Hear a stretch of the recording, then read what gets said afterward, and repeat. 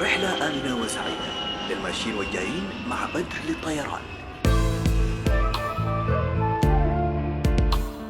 في وقت يبدو فيه الشعب السوداني في أمس الحوجة لمن يزرع الابتسامة على وجهه ويجدد الأمل في دواخله ويطلق العنان لمشاعر عشقه لوطنه، كان صقور الجديان في الموعد تماما وعلى قدر الآمال العراض التي تعلقت بهم، فكان أن أشاعوا الفرح وسط الشعب السوداني حينما تأهلوا عن جدارة إلى النهائيات الإفريقية ليؤكدوا أن الكبير يظل دائما كبيرا. بين أحراش القارة السمراء تنقلوا من دولة إلى أخرى، زادهم إيمانهم بقضيتهم، وهي أن يكونوا على قدر التحدي وأن يرفعوا اسم السودان عاليا خفاقا بين الأمم.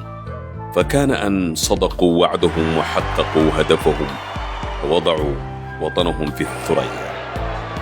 والإنجاز الذي أشاع أجواء من الارتياح وسط الشعب السوداني لم ينبع من فراغ، بل جاء نتاجا طبيعيا لتضافر الجهود الرسمية والشعبية.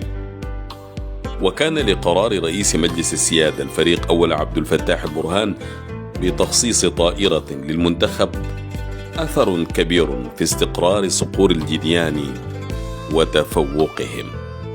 وكان طيران بدر على قدر المهمة الوطنية التي تم تكليفه بها من واقع امتلاكه أسطولا من الطائرات الفخمة والحديثة، واستناده على المعايير العالمية في السلامة والخدمة، عطفا على امتلاكه أطقم على درجة عالية من الاحترافية.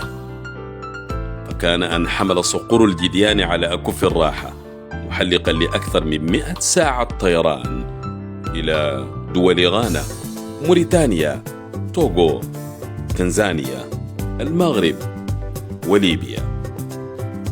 وخلال 35 يوما فإن هذا الطيران السوداني الذي يدعو للفخر ظل حريصا على نقل المنتخب الوطني من دولة إلى أخرى بسلاسة وراحة، لتكون المحصلة النهائية نجاحا باهرا ومشتركا بصعود صقور الجديان إلى نهائيات الكان وإثبات طيران بدر جدارته. ودعناكم الله.